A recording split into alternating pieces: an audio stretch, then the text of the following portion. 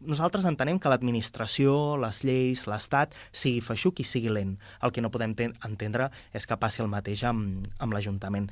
I el que esperem és que tampoc oblidin que tenim l'escola a la vila sense suficients espais. Avui s'ha preguntat en quina situació estava, es donen informacions divergents en funció d'amb qui del govern parles, però el que està clar és que si no se sacrifiquen espais, o bé de l'espai d'aprenentatge que Junts per Catalunya plantejava... Parla de l'Escola Vilarromà, eh? Sí. És que ho he dit la Vila. Disculpi, de l'Escola Vilarromà. De l'Institut d'Escola, De l'Institut d'Escola, exacte.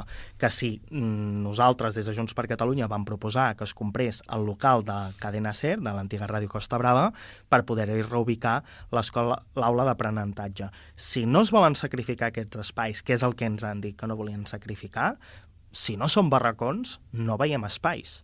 I si volen fer-ho d'alguna altra manera i cal alguna remodelació, tenim molts de dubtes que s'aconsegueixi fer abans del proper any escolar. I un cop s'instal·len mòduls prefabricats, barracons, vulgarment coneguts, difícilment es treuen.